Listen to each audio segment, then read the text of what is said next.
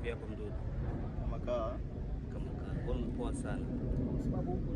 Poa, anasikilizia watu wa shuti fanye ududu, unajua? Yes. Yani inakuangash tukanga mtu mafaikati kona. Na umeona kwa sasa unaonekana kama kijana fulani hivi mstaarabu, lakini ukivaa mavazi yako unakuwa mtu fulani hivi unaogopeka mtaani.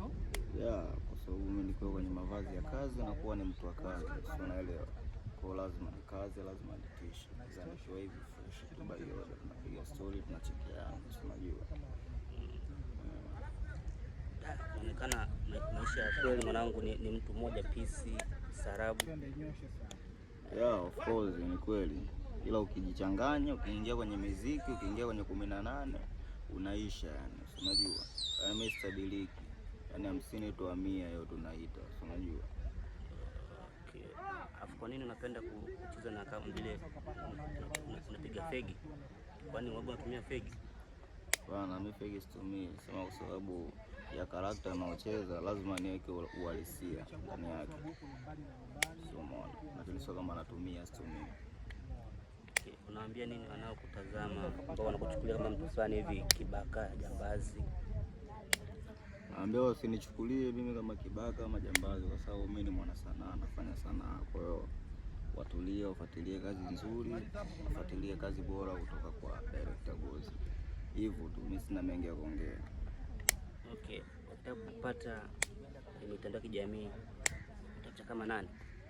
Waandike Shenzo Mdudu tu, kila kona, YouTube, TikTok, Insta, FB, kila kona ananipata Shenzo Mdudu. Okay.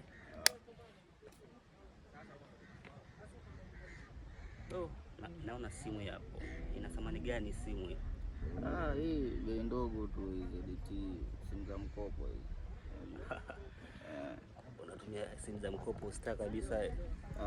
Sasa ndo uwezo wetu, yani sio muona. Okay. Ndo uwezo wangu ulipoishia, kwa lazima nitumie tu, sina budi. Okay. Swala kilishu, una mpenzi? Mpenzi sina.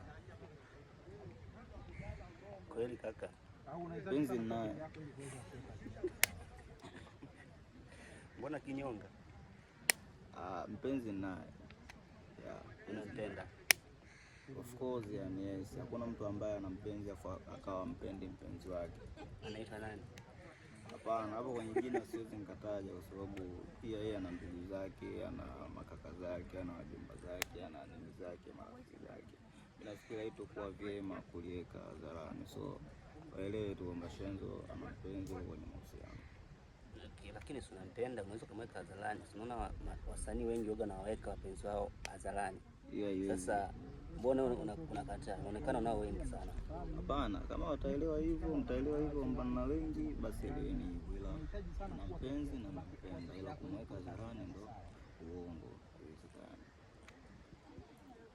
Okay, unamwambia nini mpenzi wako kwa sasa anayekutazama? Atulie tu na mimi, kwa sababu nampenda, kuona anipende kama mimi ninavyompenda. Asiwe na mambo mengi. Na wala sisikilize watu. Okay. Sisikilize maneno ya watu. Basi fresh mwanangu, nyama hapo nyingi. Karibu tena.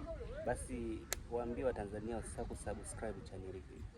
Jamani wa Tanzania, msisahau kusubscribe YouTube channel.